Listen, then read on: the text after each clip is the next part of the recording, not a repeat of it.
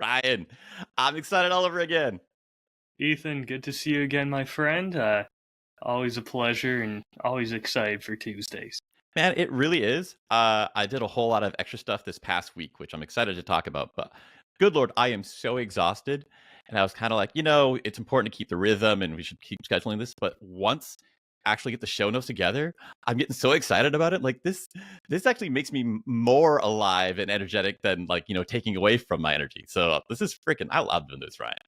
Hey, this is exactly what I need. I was the same way, just a little exhausted, had a long weekend working an event for my job, and yeah, this absolutely perks you back up. It's something you look forward to. Okay, so trying to stick with the trend, I'm starting with the thing that I'm most fired up about, and then we'll get off into these other topics. The general topic for this week, as we recall, were things that we kind of wish that we hadn't learned so soon, that they kind of distracted us or caused problems. But first, oh my gosh. So we meet about every 2 weeks, and I've been working on this new, part-time YouTuber Academy class, and it makes it really just clear, like, this is how you can just take steps to get going. And most importantly, for you, me, and anyone who's interested in what we're doing, how that's going to immediately teach you such strong fundamentals and really do things in the order that I was, really wanted to do. And my goal was this past week to make my first real video. And it happened. There was a lot of drama was trying to get things done in time. I lost 2 days for some sidetrack thing to happen. But once I started clicking together, I'm like, oh, I like this. I can see where it's going. The things I've learned from Anthony's class and all this other class, that kind of paying off. And I just wanted to finish it. So, definitely burn the candles at both ends. But it's out. I want to show it first and talk you through a little bit of it. Absolutely, I'm excited. So I have not seen it yet. I'm very excited for first thoughts on it here and first impressions. Okay, I think this will work. That looks like it. Okay. Now, this is my channel right here. And you see it actually got stuff on it now, right? I recognize a few of those videos. Yeah, most of them are just, I'm moving we have the podcast. I've been moving some stuff over from my drone channel, just consolidated them onto one spot. But this sucker right here is the first time that I've actually made a video where it's me in the video. That's a little more scary than usual. It's strange putting your face out there, man. I don't know, having conversation with you, this feels a lot more natural, but when it's just recording yourself, there's some mental block that you just need to get over. There's also, it's a completely different thing for me where you do these scripted podcasts, which are like works of art. And for this, I have to have a plan. At least this is the bullet point plan that I've been taught. You still have to have a bullet pointed plan. We're going A to B to C. And for the hook intro and the conclusion, that they recommend actually scripting that word for word. And that is not easy for me, my friend. You just got to practice and get used to your chisel of editing everything out that's not really needed. So I want to go through it, and it's 9 minutes long. I'm just going to show you the intro part. That'll get you a sense of what the crap's going on. But first, it's important to talk about what you see right now. From the class I've been taking, I've been learning that the thumbnail and YouTube are really important. Give me a sense of what do you feel that this is about? Looks like it's how to get more professional lighting. Yeah, so going from the noob with the blown out direct light facing the camera to a more well lit, here's an interesting backdrop. And number one noob hack. Well, I assume it's the lighting then. It seems it's natural that you read the thumbnail before you read the title even. There's a whole lot of courses, and we'll get into that later, but the last thing I saw this Saturday had a good explanation on how not just that the title and thumbnail are important, but how they're actually supposed to work together. And it's kind of that storytelling theme that you and I've discussed a lot, where you have to leave something for the audience to fill in the gap instead of just banging him with the head with explicit details. And sort of just extrapolating from what they were saying. They didn't directly say it, but it seemed obvious that you need to have this gap where the thumbnail has a little bit of a text, but it doesn't quite explain what's going on. So you're like, oh, I have an idea that this could be a topic that I'm interested in, but to actually know the rest of the detail, then you go to the title and read that. That's already like kind of a micro hook before they even start watching the video. They're invested to go from one thing to the next thing. For me and my really crappy script writing skills, realized this is already building like a shared knowledge that you have with the audience. So by the time you get to the first line in your video, if you did the thumbnail text and the title text well, you already can leap pretty far into it. If I had just repeated the title in the thumbnail, I would have missed that step. But now we're like, oh, okay, you already have a sense it's about some sort of transformation with how it looks, and you have a sense of the kind of the vibe it has. And like, okay, we don't need to repeat that entire first 20 seconds of explaining. I will say I'm at a little disadvantage right now. Just the way that our screens are set up, I'm seeing a smaller version, and my eyesight's not good enough to be able to read the title of it from here. Okay, great. I'm going to try this. This is our first time doing screen sharing with sound.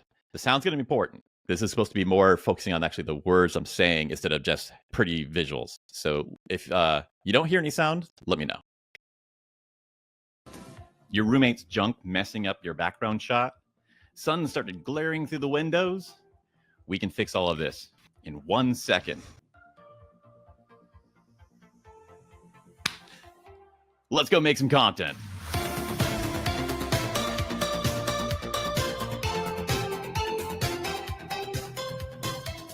If you're a new creator, you need to remove everything that prevents you from creating content. But when you're still learning, you probably can't spare a giant space behind you completely off limits to everybody else. So there will be a lot of times when you need to aim your camera somewhere else. But all right, that's enough. That was good. I like that music. Was that going to be your little go-to soundbite intro now? We'll see. I was on a mad dash to try to just get, make small pots, get things and get them out. So that was the first one that felt it was even the ballpark that I found. But yeah, man, I'm glad that fits because it's hitting me how much more that's important than a lot of the things that I have been focusing on. I will tell you one of the weird things is if you set a intro music, when you hear that, you will get excited and you will get in the mood to work on it. There are times where I'm struggling, like I don't really want to edit right now, and I'll listen to my intro. I'm like, oh, I'm excited. I need to work on this again. Let's go. Yeah, that's been a huge help even when I was just baby steps last year, where once I had the music picked out that I liked, it would shape the whole content where I didn't feel I was just like flailing in the wind trying to figure out what to do. But also, like you're right, you said, it really motivates you. Like, I like this emotion. We're nailing this part. Oh, that added to that feel. This feels even better. And you keep getting excited to do the next part. Absolutely, my friend. And it's such a strange thing to think, yeah, this is mine. I can't wait to do something with this. Or this is the energy I want to bring. I would say that would go behind the list of things that I wish me personally had learned sooner. Music's kind of just an afterthought when people are teaching this stuff, and getting a subscription to like decent stock audio, that was something I really didn't do for months down the road. And I feel like that's kind of like one of the biggest helps to get me making stuff, liking making stuff, and in a way that I don't understand mentally, actually like understanding what I should be doing. I will say I still don't use any paid subscription services for any sound or music. There's a great website that I use. Let's see, Pixabay. I mean, there's some things that I struggle to find still, but I think I've talked on here about how finding a realistic sounding gunshot just wasn't happening for me, so I had to go out and make that happen. But other than that, it's been fantastic. Don't feel like that's a barrier to entry. Just go out, find some good royalty-free music, and start going. Make those pots. That's actually a really good point, right? I definitely like the options of having, is your bottleneck time or money? And the real thing here is just I should have been taught or known to sooner just find music to start using. If I'd used Pixabay to start doing that my first week when I was learning, that would have helped a whole lot. Sorry I didn't mention that one, I guess. Well, there's so many parts to this. And that's kind of the no, thing. It's so hard to know what the first step, the ideal first step would have been unless you've taken all the other steps, which is why I'm so like excited about talking about this stuff. Like, okay, we just got through this. That was good. This was great. That part was the best. If we could do it all over again, we'd start over from here. Okay, so keeping on with the whole burning the candle to the end at both ends. Would love to hear more feedback on that sometime when you've actually seen the full video. But woke up today and I was finishing this all off before I start my day job. And then around 10:30, something happened that's not supposed to happen that created an opportunity so good that I couldn't say no. And the best part of it, Ryan, was I know enough and I have my stuff set up now where I could jump on that opportunity at a moment's notice and nailed it. It was something that could not have happened if I had not had the very thing that I was talking about in my YouTube video. Okay, so let's hear it. What was that opportunity? Quit teasing me. Come on. Oh, let's go for it. This is going to be less prestigious, but I'm still super proud of this. The 14-day filmmaker course that I keep telling you about. The guy there, the teacher, Anthony Gallo, he does a Q&A every week, Tuesday at 10:30 a.m. And it's really been great. Not only like first got a lot of good answers for my questions, then after a time, really get inspired by other good questions people asked that I never thought to ask. Like, should you get in your music first? And he's so passionate about it that he kind of goes on these other tangents that you learn some kind of life lessons that connect in between it. There's this quote that I've been seeing going around a lot. I think Alex Hermosi is a good example. And people keep saying, before you listen to somebody's advice, take a good look at what their life is like and double check that you want the life they have. Like, he's a very talented businessman, and a lot of his advice is useful. And I'm glad I read his books, but I don't want the life he has. But Anthony, like, he's a super happy, friendly guy. You can tell with every breath he freaking loves what he does. He loves, like, actually teaching people.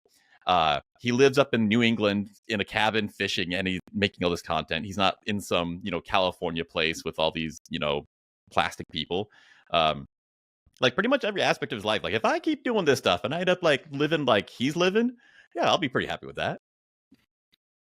Hey, glad to hear it, and shoot for the moon. Let's hope you get there or even past it. So I've been working on trying to just get all the equipment sorted out. So if I ever need something, I already have it and I know how to use it. The first time you do freaking anything in this work, it takes like 10 to 100 times longer than it should take. So I'm just trying to, like, pop all that bubble wrap. So whenever you need something, you're ready to go. One of them was green screen. And I got that. I showed you messing around with that. And I saw a really good opportunity. A couple weeks ago during Anthony's Q&A, something, happened in the room and he had to leave to go take care of it and come back in the middle of the session. And I'm sitting there, like, there's his entire studio, empty chair. He's not in it. Like, this is the perfect opportunity to get a screen grab to use as a green screen. And I just had that in my back pocket thinking, someday I'm going to make something fun with this. I don't know what, I don't know when. And today, duty called. Okay. If you had noticed, this morning, Facebook and Instagram went down for a couple hours. I did not notice. Yeah, it is the first time that I can recall that, like, Anthony had to cancel the weekly Q&A. Okay. And my gears started going. One, I got an extra hour of time that I'm not, using on the Q&A this week. And I was like, oh, fuck, this is the best opportunity. This will never happen again. That it's just been suddenly canceled. I could just slap my stuff together. If I can figure out to do this, it's like, A-team. If I can figure out to do this within the next half an hour, this is the perfect opportunity to just pop in, be like, hi, Anthony couldn't make it. I'm filling in for him today, yada, yada, yada. And it's the exact time slot when everyone in the community is expecting the thing and looking for it. You'd be like, oh, wait a second. What the fuck? So I'm putting it together. I'm putting my green screen up. There's some little stuff, and I will show you the whole version of this. So I'll save the surprise part of it. And my brain's going three things at once. Like, how do I do the lighting? How do I hook the green screen? What are the things I plug in? Thank God I got this desk attachment that it's just plug two things and we're good to go. A lot of this is like flying a plane, that there's so many little checklists that the removing that helped a ton. And then through a little experience, the brain, the voice in the back of my head saying, Ethan, you're going to say a lot of really offensive shit that's going to offend a lot of people. Just take 10 seconds and script just some bullet points out. Yes, please don't get this show canceled. And I do like these guys. It's just, my humor is not for everybody. So a little bit of... Yes, you are very familiar with this. I am. But this is like another thing that paid off from, I would say, the the course creator class, where they talk a lot about marketing, where really it was this warm humanitarian thing where, I learned more about actually sitting and listening and what other people would feel. What emotion do I want to create in them? And then go, okay, what makes them feel that way, instead of the words that make me feel that way. Like, okay, they'd like this. Anyway, definitely saved my bacon, made a huge difference. I took 2 minutes, wrote a couple lines. Here's a camera topic. Here's a joke. Here's a camera topic. Here's a joke. Slam it together, go through it. And again, it's the clock ticking. I have to do the green screen and edit and upload this in time for this still to be the time slot, so it looks plausible that I'm the substitute. All right, let me show you. So for context, can I share the entire screen? I think you're able to. If it will let me. Okay. Oh, here we go. I'm going to have to do it tab by tab. But I think this will work. Okay, great. So to show you what we're looking at, you need the context in this. Here is from a couple weeks ago. So you get a sense of what it looks like, right? This is Anthony. He's in his office shooting the Q&A. Okay. And if you're in there every week, you're familiar with that setup then. Yeah. He put a lot of effort into it. His primary skill... Looks great. He's really great in filmography and really making things look beautiful. So it's very noticeable. Good speaker, good stuff. All right. So then this happens. And again, shout if I can't make the sound work, because you might want to hear this. Is this friendly enough to be recorded on the show? I made extra effort to make that happen, yes. Good. I appreciate that. Again, do not get this show canceled. I enjoy and look forward to this. I promise that. I didn't want to get ejected from this community as well. Okay, so you already see. Look at the very familiar scene, isn't it? A little more purple, but yeah, looks very familiar. Hey guys, thanks for making it all today. Sadly, Anthony couldn't make it today, so he asked me to fill in for him for this week's session. We're going to get started right now. We have a question from Chris over here. What camera should you get? That's a great question. And the real obvious answer is you need to get all of them and use them all at the same time, like The Rock. Get that giant vest and hook it on, and you'll be all set, Oh, next question over here. Why does Paul wear headphones during his recordings? The thing is, you wouldn't know it until you meet him, but Paul is so smart that there's just too many ideas happening at the same time. He actually needs to wear headphones and play music to kind of hold them in so they don't just overwhelm everyone else in the entire house. Let's see what else we have. Oh, Erica, this is a great question. Someone was asking me the other day and wanted to know, how do green screens work? So this is a common misconception. Green screens actually aren't a thing. They don't exist. They don't work. Stop looking. Don't ask. Don't look behind the window. Another good question from John over here. Why is Dan so cool? We are studying that. We don't know why. It is just overwhelming. But we're going to put a course together on that someday to try and explain it. And maybe we could someday emulate 1% of it. Final question here. What is the exposure triangle? Well, you see, it's a place where if you accidentally go into, you'll never ever get out. So be very careful to avoid it. Oh no! Oh! I'm sorry, Anthony. This was just a joke. Don't kick me out of the group.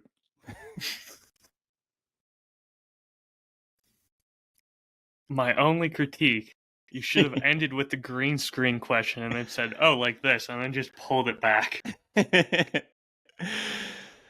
I was going for the whole, like, trying to fake it. And like,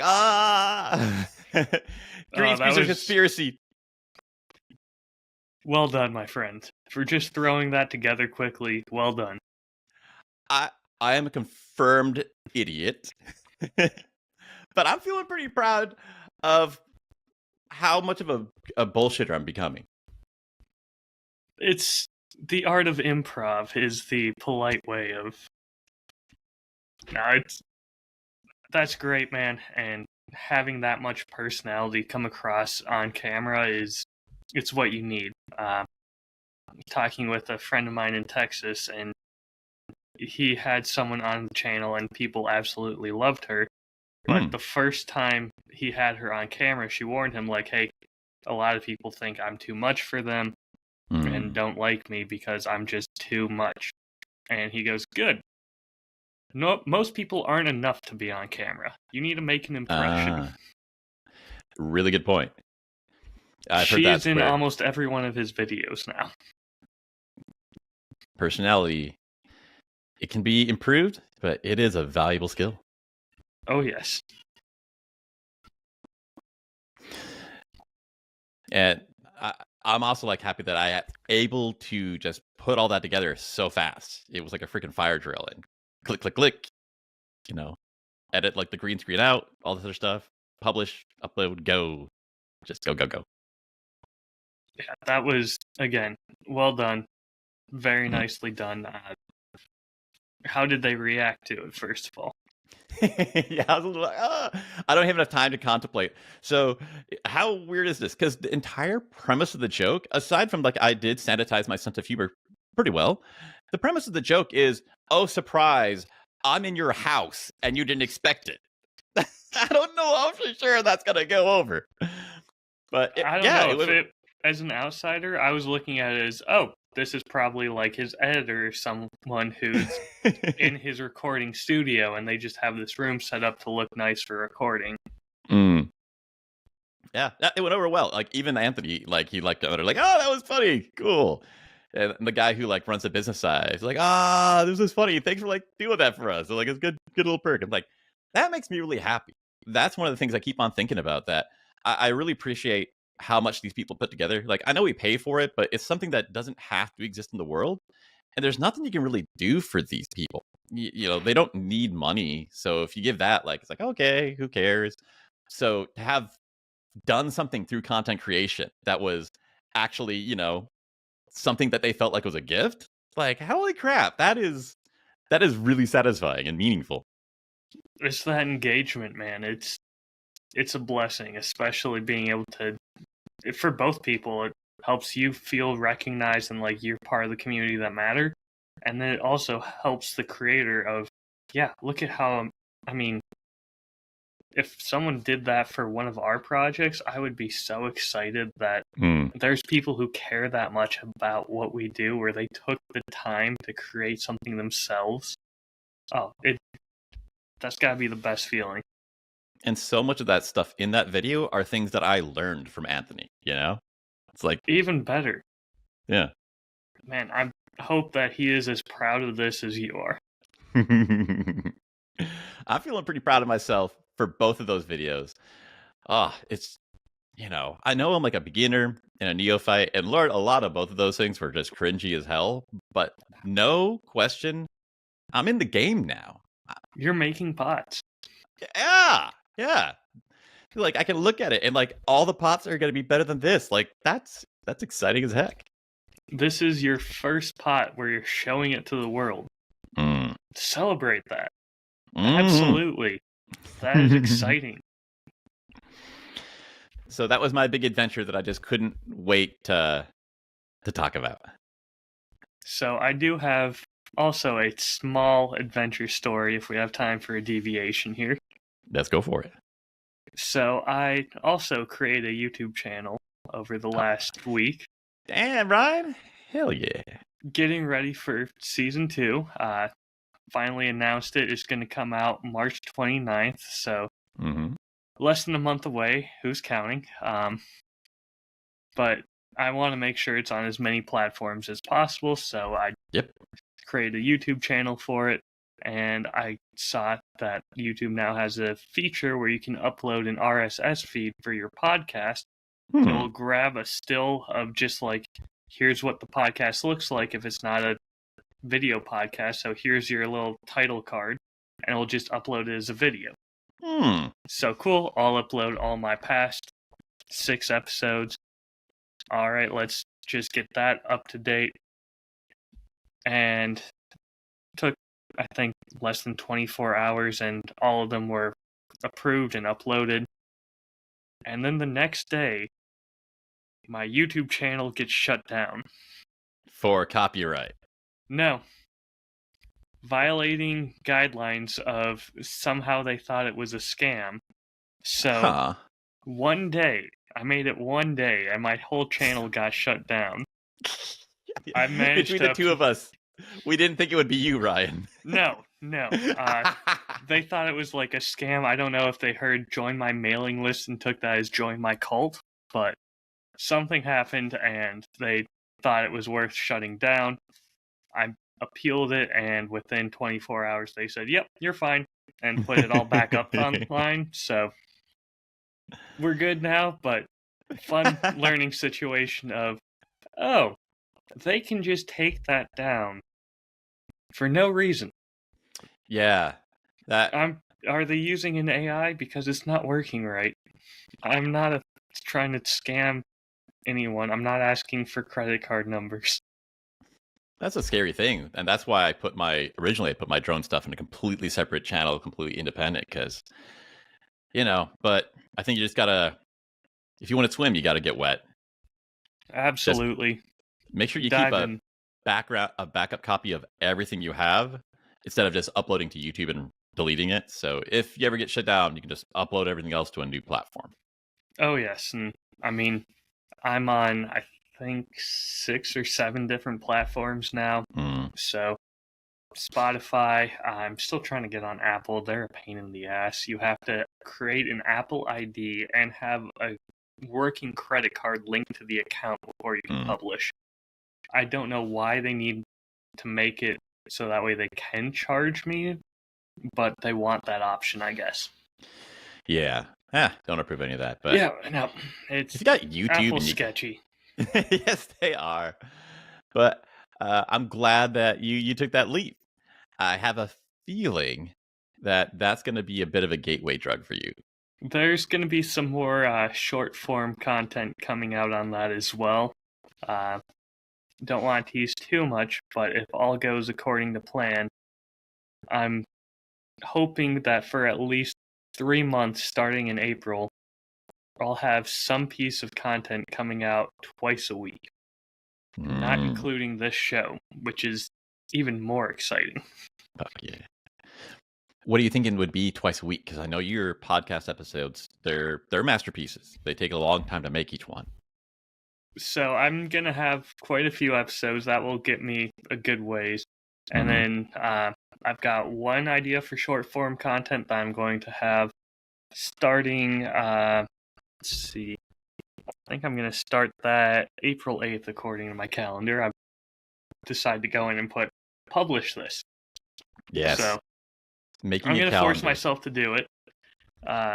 April 8th will be the first of the short form content. So every Monday I'm going to try and have one, and then every Friday. And we'll see how sustainable that is. So Monday and Friday will be short form? Friday is going to be the long-term episodes until I run out, and then it's going to be replaced by a different short form. That's the plan anyways. We'll see how I stick to that, because 3 months from now, who knows how things will change. Yeah, this is... there's some quote about how plans are good, but you can't lock onto it, but I can't remember what it is. But 100%, so much of this stuff It's kind of the exciting part of creating. You take 3 steps forward and you can see so much more than you can see before, where immediately, that was a great plan then, but with all the things I can do right now, I should completely just blow off my day job and make weird green screen movies about my teachers.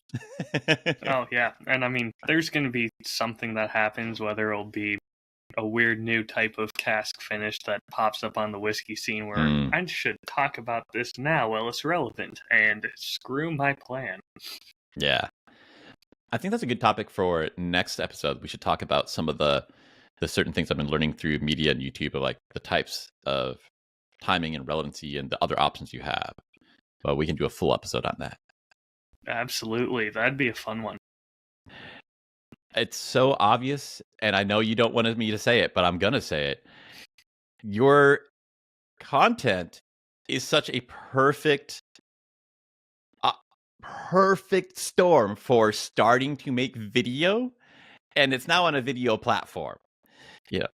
After this, you're like, I love it, but it was definitely going from small pots to more of a masterpiece, and I should not have done as much work on this as I did do. And my thought for doing smaller thing this next week, it's basically this opportunity, Ryan. Have a really nice story. You focus on that. You do a really good job reading it. And then just grab stock footage and staple, every 5 seconds or so. Doesn't have to be like perfect, but I actually think that would be something you could probably do in an afternoon.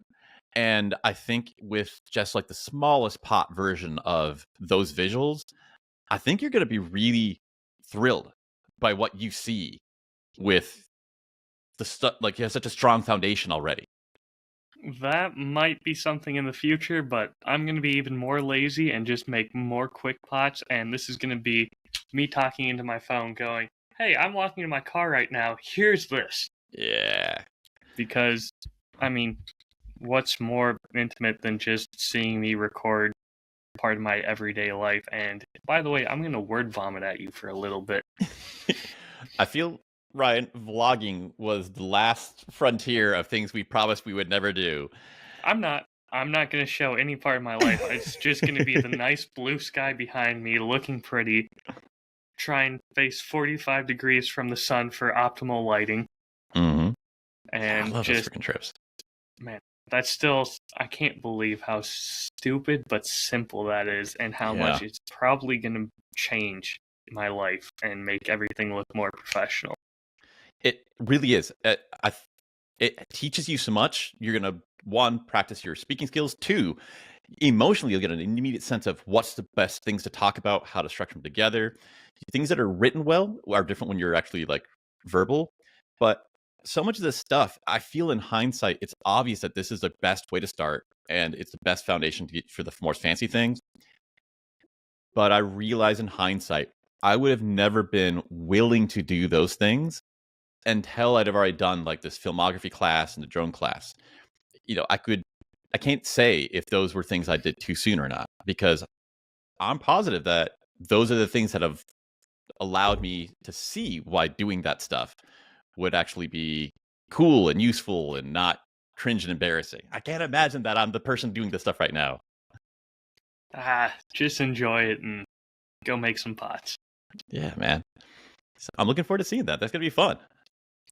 I will say, just the type of person I am, I weirdly decide, you know what? I'm excited about this right now. I don't feel like editing. I'm going to be working on these. Well, I wrote out a script for about 20 of them. For short form things? Yep. Oh. And it will be very interesting to see how long of a script I can actually use in like a YouTube short or an Instagram reel. That is something I did not look up, so we're going to find out if, I need to cut this in half. These are the questions that nobody teaches you. You never think to ask until you always start doing. I was so I have about 2 minutes I'm allowed to do. How many words is a minute? Well, that depends. And that was just basically another week to just figure out how to fill 2 minutes. And you're going to hit that first instead of hitting it last. Yep. To put it bluntly, I'm going to fuck around and find out. Yes, yes, yes. That is a good way to live, man. Uh, After the show, if you're comfortable, I'd love to just see the list of topics that you have planned out. Sure. I mean, again, I don't have them by, oh, this is this topic, this is this topic. I just have, here's paragraph 1, paragraph 2 is the Mm. next video, paragraph 3 is the next one. It's great to be flexible like that. I'm realizing that it's so nebulous how these things should connect together. That was the thing that I struggled so hard when I first started writing scripts and stories and stuff. And I realized, like we talked about last time, that a single story or event has multiple like slants you could take on it, and picking one is how you connect them together. And you could do the same story like through multiple versions. And since you have your stuff now, here's the story. Like, oh, here's something that I like. Here's something I like. Here's something I like. When you see them from zooming out, you might find that you want to connect them together in something even more exciting than you thought of when you were first putting them down. I like that. But also, I'm going to tell you right now, there's one episode in season 2 where I didn't realize when I picked the story, but he worked for the distillery that made the whiskey for Shackleton. So I'm tying that in, absolutely. Yes. It's amazing how I strangely seem to gravitate towards stories in a certain time period, Mm-hmm. and they tend to connect. It's like And all that these makes successful people who have great stories all somehow met each other or were intertwined in some way. yes. This is what I keep talking about. People keep asking me, like, so what's your stuff about? What are you doing? And it's so embarrassing for me to say that I don't know yet, but this is completely natural. This is how it's supposed to be doing. If you say I'm making things and I don't know what it's about yet, that's how you know you are 100% doing the right thing, because you do that. It's clear you have a story, you have a theme, you have a genre, but you don't know it yet. And now you're starting to notice it, but it was always there. It just wouldn't become visible until you start putting it out into the world. Honestly, I think that's only going to get even more strange and restricted of here's the box you fit into Mm-hmm. as things keep progressing. Because Mm-hmm. I get the feeling that there's going to be patterns I don't even notice or understand. Yep. And fingers crossed, hopefully someday I'll have enough fans where one will just point out, oh yeah, you're my favorite guy to tell stories from this time period. I'm going to Mm-hmm. go, oh, I didn't even realize I was only in this little notch of history. You were just doing yourself. Or I didn't even realize I was in some other box. Who knows what? That's the fun part. I don't know what I'm doing. I'm just trying to do my best at it. Mm-hmm. Oh, that's gonna be great to look forward to. So that's another reason why I had a little like, okay, make what we love, but let's make something good enough so we can actually get some feedback from an audience. Yes, do your best enough to where you get good and usable feedback. That is a great lesson to take from this. Well, looking forward to seeing more of that. Uh, do you want to talk about that a little more, or do you want to get on to the rest of our topic for today? I think we're ready to move on to the main topic for today. What do you think? All right. So I wanted to have a topic for each week. And for this one, it was, we've learned a lot of things. And some things we were like, man, this really helped a lot. And some things were just diamonds, but at the wrong time.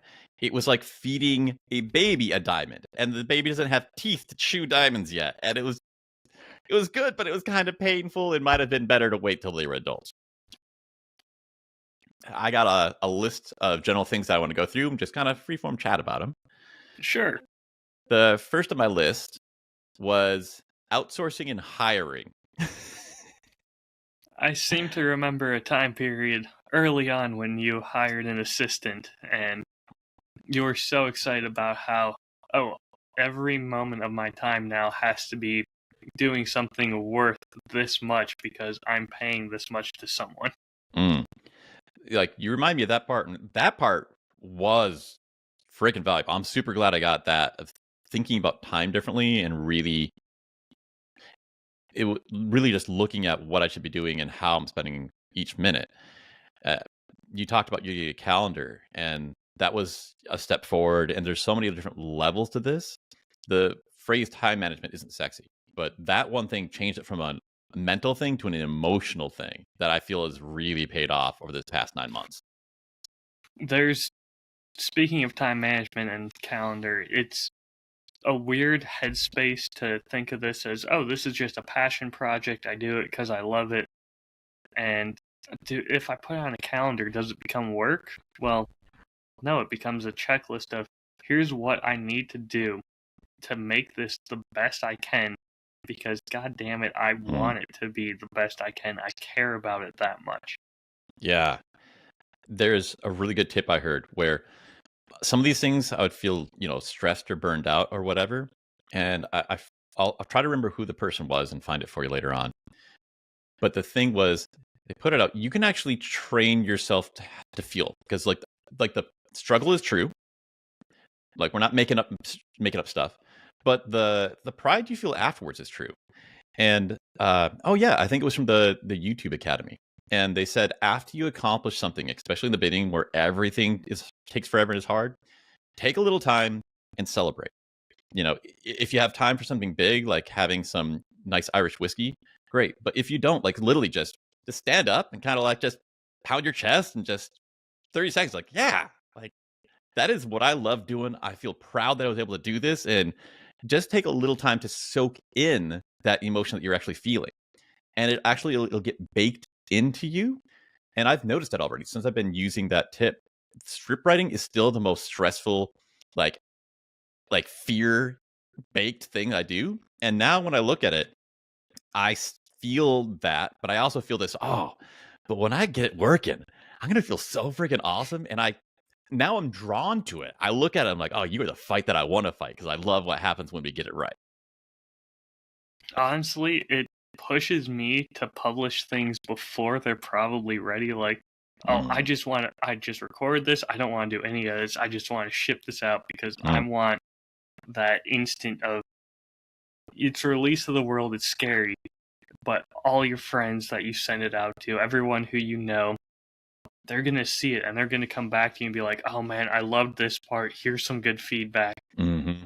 It's addicting. It really is. And I'm so grateful and so fortunate that I was in the position I was when I first released my podcast, because I sent it out to, God, who knows how many people. And the amount of people who were receptive and reached back out to me and gave me good feedback, or, I mean, with Shackleton releasing episode 1 for me, it was the cat scream. They kept bringing it up time and time again, every single one of them. And they were laughing about it when it was something I was thinking about taking out because I thought it might be too much. God, it was same feeling. Just getting that gratification of, no, this is right on the money. You need to do more of this. It's addicting. It really is. And it will motivate you to do anything. Yeah. It's kind of funny that you say that, because it ties back to this, where the whole outsourcing thing, getting a virtual assistant, that was really helpful. And, we can talk about the timeline of that. But I get in some classes where they're talking about actually hiring full-time staff and getting an office. And they're right. And this is great advice, but this is not information I need right now. The time I spent listening to that lecture would have been, I wish I could have that back so I could have more pots made. And a lot of times I'll actually find myself thinking, oh man, maybe I should take this week and just not make any content and properly look for outsourced, editor and stuff. I'm like, what? No, it's way too soon for that. But I do feel like I'm starting to get close to that point now after 9 months. So this is kind of the opposite of the topic we're trying to go at. I was talking with some people in the YouTube creator group and talking with Dustin, and realized that if you have an editor or a scriptwriter or anybody, just, it could be even a high school student, $10 an hour or whatever, and you get some stuff done. Okay, maybe it's cutting the amount of work you got to do on it by half, so it's still saving you some time. But the most important part of that is the fact that when you look at it, you're looking at a partially complete or partially polished version of it, which enables your brain and your emotions and your art sense to imagine a higher level than it could when it just started out if you had just written it from scratch. We talk about the parable of the pottery class. I haven't heard this anywhere, but I like the parable of the sculpting. Have I told you this one before? You have not, but I'm intrigued. Okay, so I might just be reinventing this from somewhere else, but maybe I'm just making this my own original thing. But Even more the, exciting if that's the case. yeah, let's see. Let's see if we get a copyright violation for this. There's a master sculptor, and he starts off with this beautiful white cube of marble. And he has a lifetime experience. He starts chiseling it away at it to make a statue that looks like a man throwing a disc. And he works on it for weeks, and it comes along great. The arm shape, and the leg shape, and the head, and the face. And he sits back and like, man, that's just great. Like, I'm just so proud that I can make this stuff. And he puts his chisel done. And like a wise artist, he knows when to stop. Like, this is good. This is beautiful. I'm ready, complete. He walks off. After he goes home, his student comes in to clean up. The student is not nearly as capable as he is, but the student has never seen the square block of marble. The student's only seen this.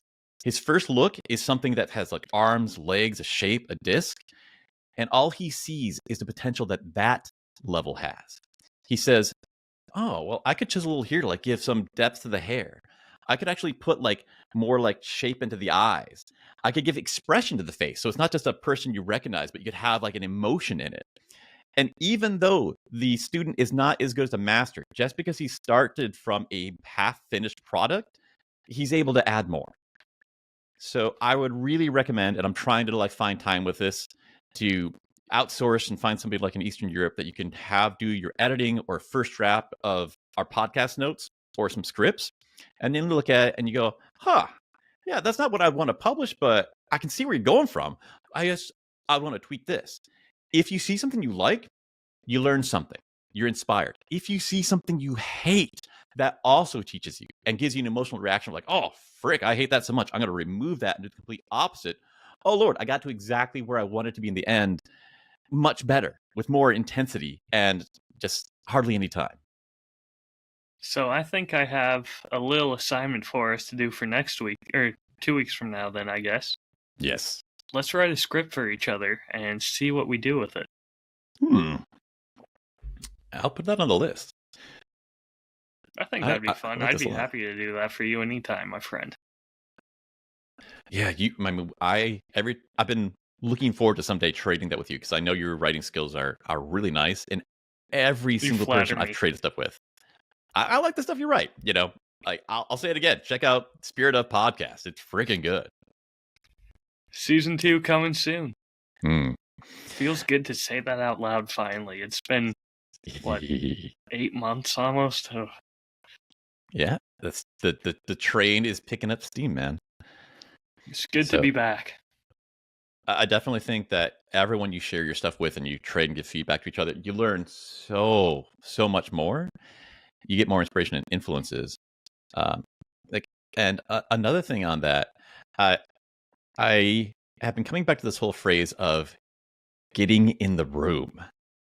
That's a phrase I've been looking for, and it finally came to me this weekend in the frenzy of hard work. All of these courses and all these people give great advice. They say, you need to find a mentor. Find somebody who's really good at what he does, that you care about, and try to hang out with him, become friends with them, work with him, get him to give you a project to work on, all this stuff. That is not easy. That's going to require a certain level of baseline skill that you already have. And I feel like this is a perfect example of things taught too soon. There are things that experts forgot they needed to learn in order to get to where they are. I've done that myself in my life and all my skills. And this is one of those. It's not get a mentor. It's not even get a collaborator. The phrase you should be looking for is get in the room with people who are doing this. And if you hire somebody in Slovenia to edit your videos, and that guy's been editing videos for 6 months, that gets you in the room. You're talking with someone else who's done this stuff and knows other people who are doing this stuff. I never would have thought that would be something that would be helpful. But the more I think about it, I think this is going to just be another way that we just add nitrous oxide to our learning process. Interesting. You're making me think about getting an editor now. Hmm. That'll be something we want to learn about. But Dustin tried this, and he came back with immediately this just like this tidal wave of knowledge. He said, "Oh yeah, he sent me this," and the guy said, "Well, you probably should adjust that." Like, I never even heard of what that thing is. And he asked the guy. The guy explains to him what it is, and then teaches him, "Well, you should use this website. There's a great place. Like, it's like $5 a month for this resource." Like, I didn't even know about that. Well, here's all these other free resources that I have, and I can just give you those right now because I don't actually have a copyright. Like, I didn't know those even existed. And just being in the room with that person, the amount of value he got was hundreds of dollars for the $30 he paid to have his video edited. That makes complete sense. I mean, it really is a community here where we're all trying to use the same resources and put out something good, consistent product. Absolutely, that makes complete sense. Talk to other people in the room, find out what they're using, what they recommend, and use that to your own advantage. Try and share with them even something that you found that works. Like Pixabay, I should have shared that with you, and I didn't even realize it. I should have been better at actually listening and asking questions. That was the first skill I began learning from this, where I sat down like, your stuff is good. How do you do it, Ryan? That seems like a no-brainer question that I never asked. You were asking some other great questions at the time, so you gotta start somewhere, and you can't fault yourself for asking or for not asking one question over another. That's actually a good point. All the questions I asked were about your storytelling. And I will just die on that sword that was the most important thing, and still is. So what I'm hearing is you had good instincts and went for the storytelling first. Yeah. Well, I was still trying to make more pots and figure the rest of that shit out. Yeah. Let's see. Let's pick another topic here. For things that came up too soon, I'm going to say number one is fucking lighting. Anthony Gallo was right, but Lord, I wish I just had not had that on my radar for 9 months later in my life. The amount of time I spent with freaking like 6 tripods, one for each light, and then another one for each filter, and then trying to diffusion panel, and trying to move them, and then get back to the chair, and then move them again. Like, it is such a tantamount amount of effort and struggle slowly to learn, which he's right. That is the most important part of how visuals are. I'm glad I had that taught to me, but spending time on doing that instead of just finding daylight and angling your desk 45 degrees, like that's just months of time struggling on an advanced topic when I needed to be, writing cheesy little stories and making little things and putting them out and learning those things first. I mean, it's crazy to me, and I'm very fortunate that I had Corey tell me the most important thing for a show to do well is sound quality. Mm-hmm. The video can be horrible and someone will still watch it. There won't be as many people, but someone will still watch it. If the sound's awful and no one can tell what you're talking about or what you're saying, no one will watch it.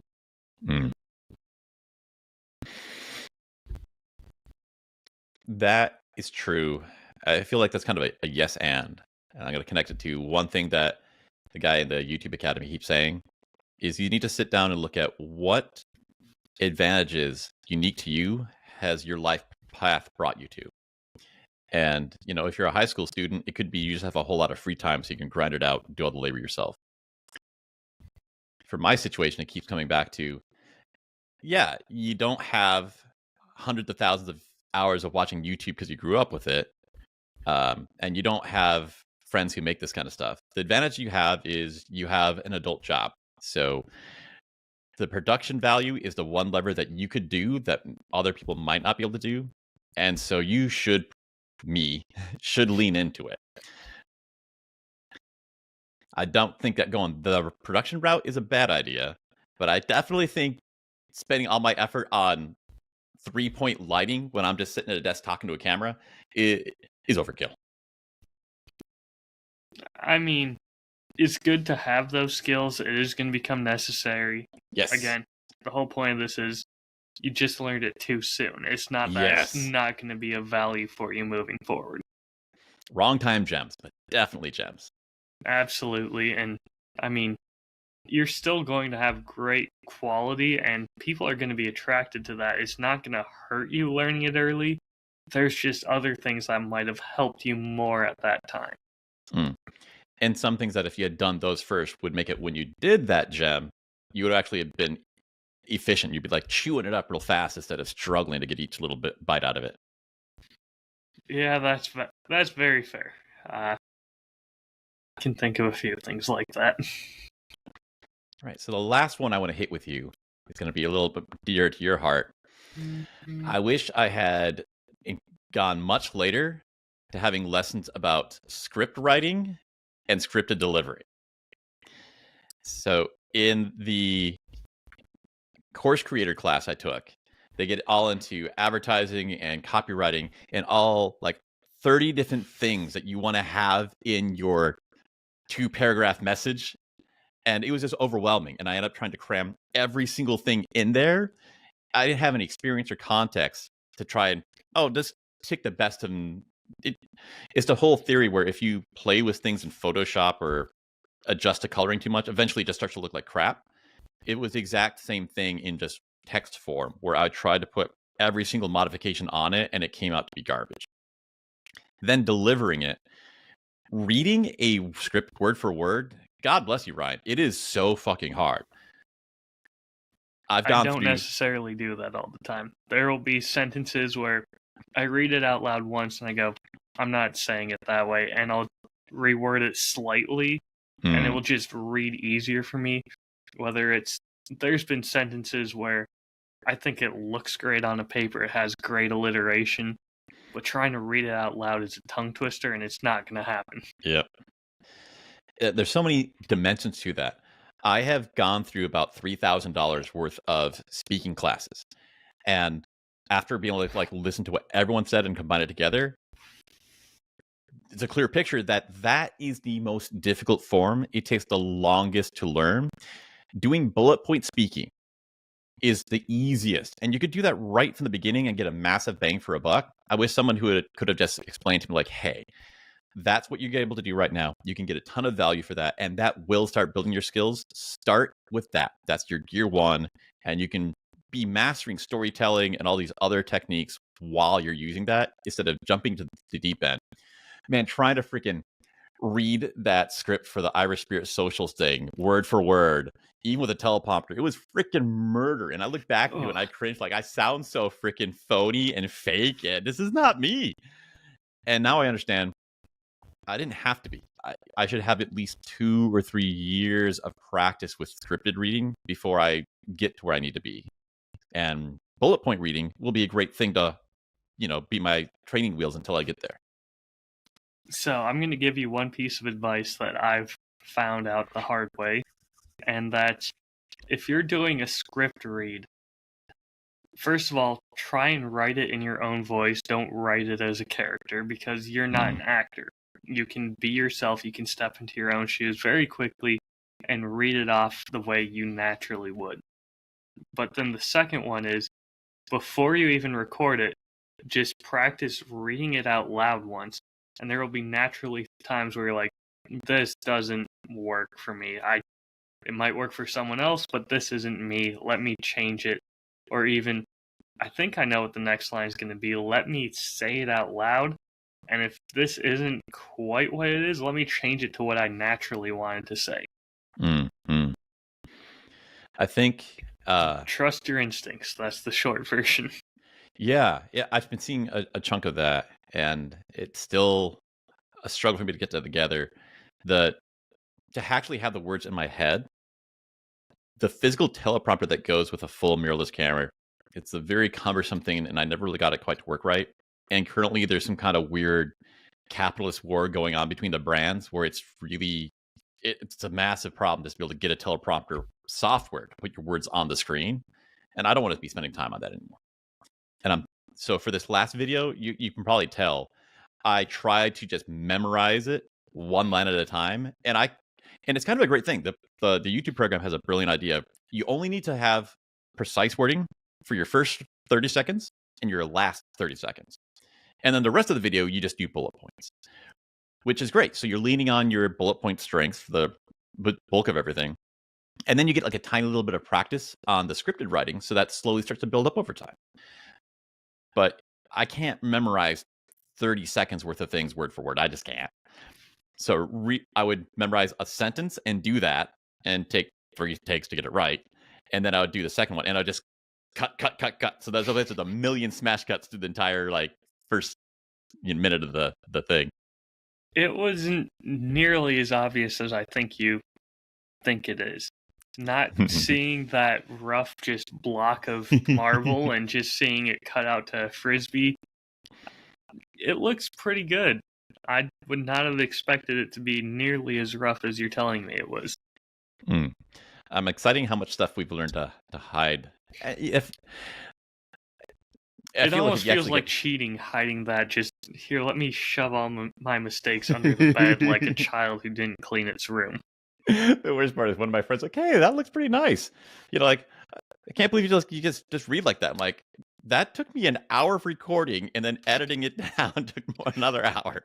It's like, oh, that's not impressive at all. Wait till you realize it took me over a month per episode if you averaged this out. It might look impressive, but that's because you don't realize I started with a very big block of marble, and I kept making mistakes and having to shrink it down and down and down. That's probably the best lesson of all. Just learning that we should make pots, and then now finally learning how to make small pots. It's a skill. I didn't realize it was so difficult to do that, but we're kind of learning how to do that now. Absolutely, and make small pots. Don't be like me. I'm going to take that advice for video content and make short little pots. I'm looking forward to seeing your short forms. That's going to be really intriguing for me. But last point on this part. The most interesting part for me is I'm going to actually have to take care of myself so I look good on video day to day, just doing a quick video. What are you doing to damage your appearance, Ryan? Oh, just nothing to actually take care of it. Yeah, I have noticed that. I work remotely, and there'll be days like if you're so busy, like, I guess we didn't take a shower today because I'm just working 24 hours a day. And now suddenly I have something where I have to look good every single day. Like, this is going to be a good influence on me. I haven't found a place to get a haircut since I moved. I keep going down to Tennessee to get a haircut and a beard trim. I haven't had one since last year. There's a reason why I'm wearing a hat today. The hat does look nice, but this is where an unhelpful person who doesn't create content would say, well, Ryan, that's just a great business idea. You've seen there's a need for it, and you could build that, and you can completely get distracted on something that's way harder and way slower. You should be doing that right now instead of just focusing on your small pots. Yeah, little pot. I don't need to try and solve my bad haircut. Team small pots. All right, I think we have a little time. I wanted to talk about the next ideas we had for the podcast. Before we go on to that, I do have one more thing I want to add. Go for it, man. The list of things I learned too early. Yeah. And that's basically all of my college education in business school. Because, God, I'm sure it's great, and it taught a lot about here's how you can make a lot of money fitting into a system that already exists. But it's teaching you about here's how you fit into a system that already exists. It makes it very intimidating to start your own business or start your own projects because you feel like, oh, I need to fit into this category, this box that's designed around big, giant businesses that if it hits that in my lifetime, I would be thrilled. I would never have to work again. That's not realistic. Now, if I learned that after taking a couple years trying to build up a small business and not being intimidated by that because I just didn't know about it, sure, I could see, okay, here's where I am. Here's where the goal is. I can figure out how to get there now. But it just set the bar of here's where a business should be. That trying to start out that high just doesn't work. It's wild. That's a great example, and it's wild how much that parallels what I was considering bringing up, where my script writing is even more worse and more difficult because I had years of working as a scientist. Those years of writing documentary style things, like things more exhaustive and thorough than a documentary. It makes a documentary look like a sloppy lie. Has made it so hard to unlearn that and write. Like this is not the assumptions we should be making. This is a completely different world, but you kind of have those habits from your formal training. Again, I think that's not a detriment to your writing. Do that, edit out like crazy, and just have this crazy world in the background that's so well constructed that you are the next Tolkien with Lord of the Rings or something like that. Because you have the capacity to create that. I know that looking at you. I'll love to come back to that when I'm retired and rich and I have 40 children running around the farms. Tolkien did not write The Lord of the Rings when he was, just getting started out. No, that's a huge undertaking. Small pots first, but eventually go back to that. Yes. In the right order. I think that's going to be something you learn too soon that, again, is not hindering you, but eventually you're going to look back and have that skill and it's well practiced to where you're going to be, I can create this whole world that other people can only marvel at and not understand how this is capable of happening. Mm-hmm. I like that point, though. The college education, especially in business school. I'm sure, honestly, I should have just taken like a gap year or two and found out like, oh, I'd rather take entrepreneurship classes rather than I was in supply chain and operations management. Yeah, that trying to figure out supply chains for a single person trying to work on a passion project just doesn't make sense yet. Completely different worlds, man. Completely different worlds. It is. All right, now we can get back to your next topic there. Sorry about that. No, that was good derailment. Thanks, Ryan. But yeah, let's look at the next one. So the last bit for today was, I've really liked the rhythm we've gotten into the podcast. We have good structure. It was a struggle to learn this and get it all together, but this feels good. Like flat out today, getting ready for the podcast actually woke me up and got me energized, which, man, I kind of feel like that's what success is. And obviously, you know what that means. You immediately start feeling it's time to start adding something else to make it hard again. So we've been talking a little bit about having guests.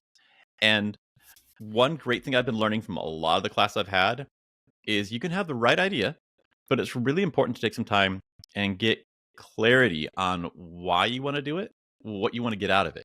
Because you'll find there's a lot of things that you're just kind of on autopilot on. And some things that you are planning to do actually aren't going to serve the goal that you have, the things that you want. And other things that you didn't even think that you wanted to do with it, like the way you could tweak it, 10% would make it way more of what you actually need if you actually get down and think like, oh, what do I really want out of this? So I want to kind of chat with you about that just for running our podcast, and it might be useful for people to hear about it too. Absolutely. So in my opinion, there's two types of guests, really. There's the people who you have on for content, and you're just trying to get them to tell stories because you don't have a good idea of what to do with that episode, or here's just a filler episode, so that way I don't need to think about it and plan it. Let's just have this guy on because he's super interesting. And those are great. Those are very entertaining. And then there's the people you have on because you want to learn from them. And you have them on so you can ask them questions and get good answers. That's how I kind of break it up in the pattern I've noticed. I'd love to hear if you have a third option or any other thoughts on that. Yeah, I'm gonna have some new thoughts on this. I'm glad we do this and can find it together. I started off with that where, like I have notes from 6 months ago about people questions I want to ask people when I finally get big enough to have them on the show. And when I actually sat down and thought about it this weekend, I was saying the same thing. I want to have them on because I want to ask these questions because there's so much stuff I want to learn from them. And then I realized, like, No, like I'm kind of lying to myself. This is not inner sincerity. If I want to know these answers to these questions, I can go look up their appearances on other podcasts. I've never Googled that. I actually sat down last week, and that the guy that I consider like the biggest mentor, that Charlie Hooper guy. Yeah, like I've never sat down and Googled what podcasts has he appeared on. I've asked him multiple times, and he coyly just deflects the question. But like, I can use Google. Why didn't I think of this before? And I did. And I found a ton of stuff, and it was good. It was really good. There's a lot of insights that I was just talking about today in this episode that learned from his discussions when he was just hanging out on a podcast talking to the YouTube guy. And there's no questions I would need to ask him anymore. And pretty much everyone else I've gone down to, if you actually take the time, respect their time, and just look their stuff up and research, you're going to get all the information you need. Let me finish this, and then I want to hear your thoughts on that. But I sat down and realized that the real reason I wanted to do it was because I wanted to get some attention. I wanted to have somebody that I respect and has an audience that I like, that I think would share the things that I'm interested in, be able to go like, oh, yeah, well, we're on his show. Like, oh, we never heard of this guy. And whether they hate it and tell me why it's bad, or whether they like it, and then suddenly we have people who, have an audience. That didn't realize it, but that was a real reason why I was wanting to do it. Absolutely, riding on their coattails a little bit sounds like a great idea. But honestly, I think the best way of doing it is a combination of what you just said and my first response of have them on to just be a good, here's content from a really entertaining, great person. Yeah. And that's look up all the answers to the questions you're going to ask. Know what story they're likely to tell. Just have a good idea of where this is going to go in your head and lead them to tell you the stories that you want them to. That's an interesting way to put it. I have a couple ideas in my head, but that's a new one where it's almost like you have all these colors, and they're not new colors, but you're going to paint with them and combine them together, like have their stories You're their connect Sherpa together. on this trip. Just guide them down the paths that you want. Yeah, they could be the stories they've already told, but have them go in it in an interesting way. Absolutely. Honestly, I think the best example of that is the show The Hot Ones, which I do not watch nearly enough of, but every once in a while I'll see someone that I recognize as a celebrity that I actually know, because I don't know anyone's names. I'm not nearly hip enough with the kids to understand what a Doja Cat is. But every once in a while I'll see someone like Jack Black's on there. I'm like, okay, cool, let's see what this is. Oh, this guy. Time and time again, at the end of the episodes, I'll hear at some point, man, that is a great question. How did you know about that? Well, he probably knows the answer to that. He knows the story already. He's asking it because he knows it's a good one that you haven't shared as much as some of your other ones. And this is going to make the show great. And that's where I got to with my final conclusion. Like, this is such a good, important exercise. Actually, after admitting to myself that mostly it was just to get attention and, an audience, I realized, oh, well, there are a lot of questions that would be unique that we could ask. And there are a few things. It would maybe reduce it down to a half an hour episode of sincerity instead of an hour and a half of, phony bravado. But there's some things like asking them, how did you get started in this? And like, what the mix of scripted versus bullet point script reading do you do? And how did you learn that? Did you start with that? I don't think anybody has asked those questions. And that would be interesting. And there are some questions that I'm sure they've been asked before, but you should ask it again just because your audience necessarily hasn't seen it. And it's a good, here's an introduction to this person. Here's this question, and they'll answer it with this story. And okay, now you know a little bit more about them. We can get into the more interesting things. Yeah. So you got to try and balance that, which is going to be a new skill for both of us. Yes. Now, hearing you talk about this, I'm even more excited about this. That there is going to be a large component of us behind the scenes having to practice and talk and discuss this. This is a lot more planning than I realized it would be. I think it's going to be more time before we are ready for our first guest than I'd originally planned, because there seems to be a lot of prep work, and your first time's always Or the hardest. or hear me out. We outsource and get a smaller block of marble. Hmm. Yeah, that is a top thing. Editing, everyone talks about that. Outsource somebody to do the research for us? Oh, heck yes. That might work. Or Chat GPT. Hmm.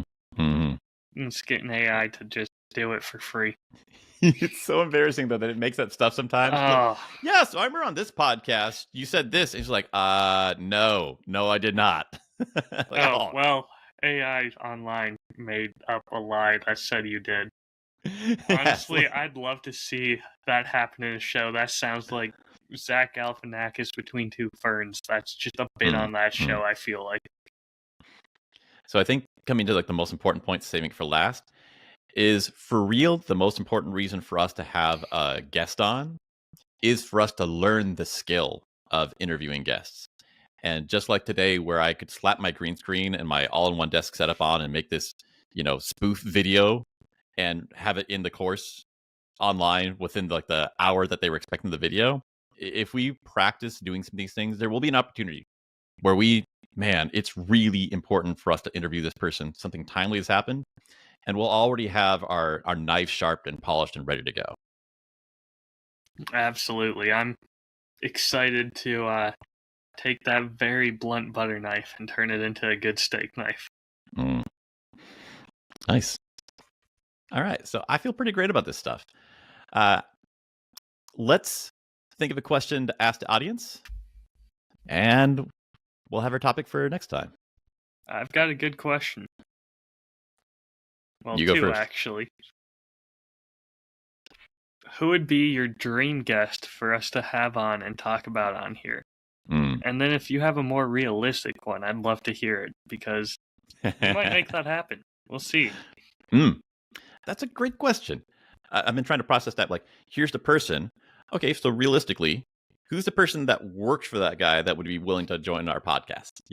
Like you can make I'm connections. happy to shoot for the moon too. Like, let's get some big dogs and shit. I'll send Joe Rogan an email and it will go to his spam folder and sit there, but I'll try. Mm. So my question would be, just on the topic we were on, what's something that you ran into and you learned and you tried to like master, and it was just too soon. It was a big pain in the ass, took forever, didn't really have a big payoff. And then later in the future, you're like, oh, this is great. Now, I wish I didn't try to do it when I was still sorting out the baby stuff. Yeah, I'd love to hear that. Let's hear those real gems that you struggled with in the beginning. Yeah. Then 2 weeks from now, the topic that we're going to be focusing on, thinking about stuff, we're going to come back and we're going to talk about some of like the different types of videos you can create and why you're going to need to do different styles. There's a really interesting mix that I've been learning in the course I've been taking. I'll probably have the terminology to explain it better, but that's the general topic. We're going to have kind of a deep dive into what you should be making as you grow on your journey. Sounds great. I'm looking forward to it, and I'm going to have to try and look up what some old school genres of stories are and see how that fits in and plays together for it. Yeah, that will help. You're gold mine, Ryan. Love it. All right, looking forward to it, and pleasure as always, Ethan. Yep. Thanks, man. See you in 2 weeks.